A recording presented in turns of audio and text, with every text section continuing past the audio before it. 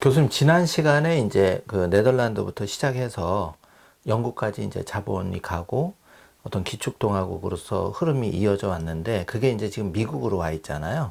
그래서 이 현재 상황과 앞으로 좀 이런 그 자본주의 패권이 어떻게 될지 그런 거 좀 여쭤보고 싶습니다.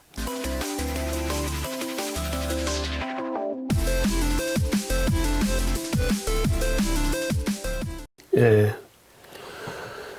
우선 네덜란드의 그 경제 세력들이 이제 영국으로 이제 바톤을 넘긴 그 과정을 한번 살펴보죠. 네. 사실 예전에 영국은 굉장히 못 살았던 후진국입니다. 네덜란드가 중상주의로 어떤 자본주의의 그 꽃을 피울 시기에 영국은 참 못 살았어요, 정말. 그러니까 그때 영국이 수출할 수 있는 거는 양털뿐이 없었어요. 그러다 보니까 그 양털도 영국 스스로 수출할 능력이 안 되니까 그 모험상인이라고 해서 유대인 그 머천들이 들어가서 양털을 수거해서 내다 팔았습니다. 근데 그러다 보니까 양털 다음으로 영국에서 수입이 가장 큰 그 원천이 해적질이었습니다. 예. 그래서 영국이 해적으로 그렇게 유명한 나라거든요. 그런데 그들이 해적질을 할 때 쓰던 대포가 그 프랑드르 지역, 곧 저지대 쪽에서 만들던 청동대포예요. 그래서 스페인 제국이 프랑드르의 그 영국 수출을 다 금지해버립니다. 그래서 영국으로서는 더 이상 청동대포를 들여올 수 있는 그런 수입선이 끊겨버렸어요. 막혀버리니까. 네. 그래서 영국이 할 수 없이 그 당시 영국에 철이 많아가지고 철대포를 개발을 합니다. 개발에 성공을 해요. 오히려 스페인이 그걸 막은 게 네. 영국의 과학기술이 발달한. 맞아요. 그러니까 일본이 우리나라에 수출 기회를 하는 통에 우리가 어떤 그 그렇죠. 오히려 자생 능력이 생겼듯이. 그때 이제 스페인이 영국에 대한 수출 금지를 한 게 영국이 이제 스스로 개발할 수 있는 어떤 그러한 기회를 준 거죠. 근데 철대포를 만들었는데 이걸 배 위에 올려놓고 쏘니까는 사거리는 청동대포보다 훨씬 많이 날아가는데 명중률이 형편없는 거예요. 그래서 당시 헨리 8세한테 이제 보고를 합니다. 저희들이 이제 철대포를 개발을 해서 함상에서 쏴봤는데 이게 도대체 맞질 않습니다. 그랬더니 헨리 8세도 한참 고민을 하다가 이 얘기를 해요. 야, 그 배 밑바닥을 좀 평평하게 만들어 봐라. 헨리 8세가. 그러니까는 이 배 밑바닥이 유선형으로 생긴 첨저선에는 대포를 쓰면 이게 흔들리기 때문에 이 명중률이 형편없는 거예요. 근데 정말로 배 밑바닥이 평평한 평저선을 만들어서 대포를 쓰니까는 명중률이 훨씬 정확하게 맞는 거예요. 근데 이게 사실은 우리나라가 임진왜란 때 일본을 깰 수 있었던 게 바로 우리나라가 평저선이기 때문에 그래요. 뱃바닥이 평평해. 우리는 갯벌이기 때문에 갯벌에서는 밑바닥에 뾰족한 유선형을 쓸 수 없습니다. 그런데 유선형이 바다에서는 속도가 빠르기 때문에 다른 나라는 다 청조선을 써요. 그러니까 세계에서 유일하게 평조선을 쓰는 나라는 사실은 우리나라가 거의 유일한 나라예요. 우리는 갯벌이기 때문에 바다에 걸리니까. 근데 이 갯벌의 장점이 바다에서 속도는 늦지만 다른 많은 장점을 갖고 있어요. 우선 대포가 명중률이 높아. 그래서 임진왜란 때 우리 대포는 훨씬 잘 맞춰. 일본 배는 이게 첨저선이기 때문에 거기는 명중률이 높지 않아. 그 다음에 밑바닥이 평범한 평저선은 물살이 빠른 곳에서도 이게 회전 능력이 강해. 빨리 돌아. 근데 뾰족한 유선형은 물살이 빠른 데에서 빨리 돌 수도 없지만 빨리 돌려 그러면 전복돼, 배가. 그래서 이순신 장군이 울두루목이나 이렇게 물살이 빠른 곳을 택한 이유는 바로 그 차이예요. 오늘 교수님한테 그거 원리를, 과학적인 원리를 처음 듣네요. 그래서 평조선에 사실은 이렇게 함포를 만들어서 네. 한 분이 고려 시대 그 최무선 장군이야. 아, 그래. 예, 네. 그래서 사실은 그 임진왜란 때 우리가 승리한 게 물론 이순신 장군이 훌륭한 전술 전략가라 그렇게 이긴 이유가 가장 크겠지만 최무선 장군도 사실은 재평가받아야 돼요. 아. 그 양반이 화약을 개발해서 예. 이 함포를 만들어서 가장 먼저 배에 올려가지고 왜구를 몰아낸 사람이야. 아. 그리고 그 뿌리가 계속 임진왜란까지 연결된 거예요. 예. 그 지금 영국 얘기하다가 이제 이쪽으로 잠깐 샜는데 그 통에 예. 영국에서 무슨 일이 벌어지냐면 예. 철대포는 사거리가 100m 날아가는데 청동대포는 60m뿐이 못 날아가요. 알이. 예. 이 철대포를 장착한 영국의 평조선이 무적함대를 깹니다. 아. 그 이유는 무적함대가 칼레 쪽에 영국에 상륙하기 위해서 올라갔을 적에 영국 함대들이 항상 거리를 80m 이상 두면서 싸우는 거야. 아. 그러니까는 철대포는 100m를 날아가니까는 스페인 무적함대를 맞추는데 예. 저쪽에선 청동대포를 쏴봤자 60m뿐이 못 날아오니까는 40m 차이가 있으니까 영국 함대를 맞추질 못하는 예. 거예요. 그래서 거의 그 열흘 가까이를 그렇게 적금전을 하지 않고 계속 그런 상태로 그 해상 전투를 하다 보니까는 나중에는 스페인 함대가 지쳐가지고 다 저녁에 항구로 들어가서 정박하고 있을 때 아. 밤에 화공으로 아. 무적함대를 깨요. 그게 바로 철대포하고 평조선의 힘이야. 아. 네. 예. 그 통에 그 후진국이었던 영국이 해상권을 장악을 해. 아, 그 역사적인 사건을 네. 통해서 이제 원래 바다를 지배하는 나라가 세계를 지배합니다. 근데 영국이 이제 바다의 해상권은 지배를 했는데 이게 별로 써먹을 데가 없는 거야. 자기가 후진국이니까. 예. 그래서 크로멜이 뭐를 생각해냈냐 하면 항해조례라는 걸 발표해. 아. 항해조례는 뭐냐면 네네. 신대륙이나 영국하고 무역을 하고자 하는 나라는 자국 선박을 사용하지 못하고 다 예를 들어서 런던으로 와서 모든 상품을 영국배에 환적시켜서 네. 그 신대륙하고 무역을 하게 만들어요. 그러니까 당시 네덜란드로 봐서는 네.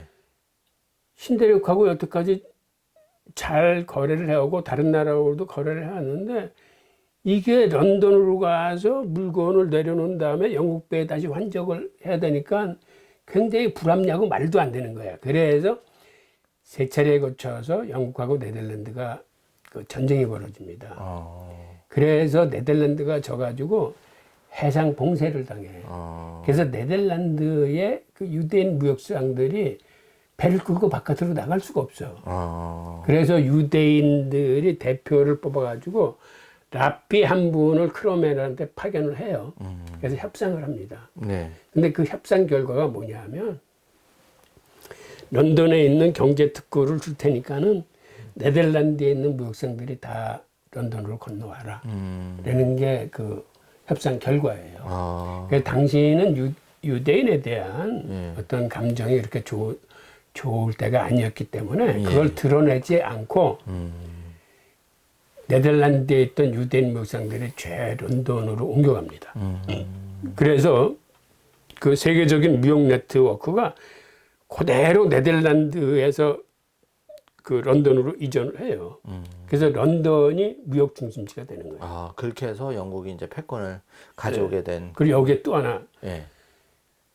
그 다른 사건이 하나 있는데 그 당시 영국에서는 의회파하고 왕당파 사이에 이 굉장히 안 좋아서 전쟁을 하고 있을 때 예. 그래서 의회가 당시 영국왕을 축출할 계획을 세우면서 예.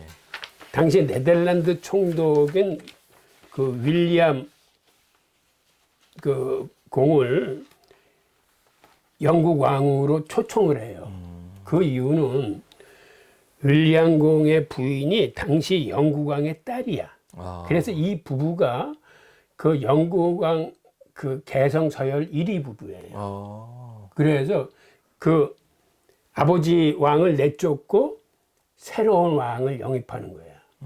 그런데 이 윌리엄 공이라는 사람이 네덜란드의 독립을 위해서 독립전쟁을 오랜 기간 하면서 당시 유대인들이 전폭적으로 이 사람을 지원해가지고 군자금을 걷어서 이 사람이 전쟁에서 승리할 수 있도록 도와줘요. 네. 왜 그러냐면 유대인들이 이제 네덜란드에서 마저 쫓겨나면 이 사람들은 갈 곳이 없어. 네. 스페인에서 쫓겨나서 이제 네덜란드 왔는데 그래서 네덜란드가 그 스페인과의 독립전쟁을 할 적에 그 이기게 모든 지역의 디아스포라의 유대인 자금을 동원해서 그 윌리엄 공을 도와줬었는데 이 사람이 영국왕으로 자리를 옮기는 거야.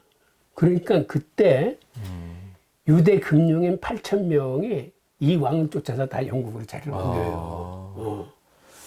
그래서 네덜란드의 유대인 무역상들과 유대인 금융인들이 고스란히 영국으로 옮겨가게 됩니다. 그렇게 됐네. 네, 그리고 이 윌리엄 공이 이제 영국 왕이 돼서 그래서 영국의 명예혁명이라는 게 바로 이 윌리엄 왕의 그 탄생하고 관계되는 건데 피를 흘리지 않고 혁명을 이뤘다고 그래서 이게 명예혁명이에요. 이때 유대인 금융인들이 다 쫓아가는데 이 사람이 영국 왕이 돼서 보니까는 프랑스하고 전쟁을 해야 되는데 배가 없는 거야. 그리고 해전에서 영국 해군들이 프랑스 해군한테 지는 거야. 예. 그러니까 영국으로서는 프랑스하고 전쟁에서 가장 중요한 게 빨리 그 전투선들을 만들어서 전쟁에 대비를 해야 되는데 이 선박을 건조하는데 전쟁 비용이 턱없이 모자라니까 이 왕이 다시 한번 유대인들한테 협조를 요청을 해요. 예. 당신들이 네덜란드에 있을 때 전쟁 모금기구를 만들었듯이 이번에도 전쟁 자금 모금기구를 만들어서 나를 한 번 더 도와달라. 그러면서 120만 파운드를 요청을 합니다. 그런데 120만 파운드가 너무 큰 돈이 돼서 예. 이게 유대인 자본가 몇 명이 해결할 수 있는 문제가 아니야. 그래서 전쟁 자금 모금기구를 만들어서 이 앞에 일선에다가는 그 패터슨 등 그 스코틀랜드 금융인들을 앞세워가지고 그걸 만들어서 왕하고 딜을 해요. 무슨 딜을 하냐면 저희들이 그 주식회사를 만들어서 자본가들한테 돈을 한번 걷어보겠습니다. 그리고 이 돈을 왕께 빌려드리겠습니다. 그런데 왕께서는 그 원금은 저희들한테 영구히 갚지 않으셔도 됩니다. 매월 그러니까 연이자 8%. 당시 8%는 시중금리에 비해서 굉장히 싼 금리였었어요. 그렇죠. 시중금리가 15% 막 20% 할 텐데 예. 매년 8%의 이자만 저희들한테 주십시오. 그리고 이 부채를 갚지 않는 대신에 이거를 담보로 해서 은행권을 발권할 수 있는 거를 저희들한테 허락해 주십시오. 라고 딜을 맺고 그게 성공을 합니다. 그러니까 왕으로서는 그 큰 돈을 갚지 않아도 된다니까. 어마어마하게 그리고 좋은 앞으로도 그 주식회사를 만들어서 그 계속 그 자금을 만들어서 빌려줄 수 있다고 하니까는 그걸 허락을 해요. 그래서 그 전쟁 자금 모금기구를 이거를 주식회사 영란은행으로 간판을 바꿔달라. 그리고 주식을 팔아서 모은 금괴를 왕한테 빌려줍니다. 그리고 그 빌려준 금액만큼을 은행권을 발권을 해서 시중에 풀어 쓰는 거예요. 그러니까 어떤 의미에서는 사실은 이상한 셈법이 등장하는데 자기들은 모은 금괴만큼을 은행권을 발권하니까 어떤 의미에서는 빌려준 돈이 없어. 그런데 나라로부터는 매년 8%의 이자는 고스란히 받아요. 그 다음에 빌려준 돈만큼 은행권을 만들어서 이걸 자기들이 대출해서 이쪽대로 또 이자를 받아. 그렇죠. 그래서 탄생한 게 영란은행이에요. 그래서 그 다음부터는 영국 왕실이 마음 놓고 국채를 발행해서 빚을 얻어다 쓸 수 있는 곳이 생기는 거야. 아, 그 후에 영국의 그 화폐 발행은 자국 국채하고 이렇게 연동이 됩니다. 네. 그래서 영국 왕실에서 그 발행하는 그 국채 규모에 따라서 이제 화폐가 풀리는 구조가 되는데 1913년에 미국에서 JP 모건하고 로스차일드 가문이 주축이 돼서 지금의 연준을 만들 적에 바로 이 영란은행 시스템을 그대로 따옵니다. 그래서 연준이 주식회사야. 민간은행들의 연합체로부터 주식을 팔아서 자금을 모아가지고 그거를 기초로 해서 정부가 국채를 발행하면 그것에 대해서 그 화폐 발행을 하는 시스템이 생기는데 그게 바로 이제 영란은행 시스템을 그대로 따왔기 때문에 지금도 미국의 본원통화 발행액은 미국 국채하고 이렇게 연동되어 있는 거예요. 참 메커니즘을 이해하려면 그 정도를 정확히 알아야 돌아가는 걸 잘 파악할 수 있을 것 같습니다.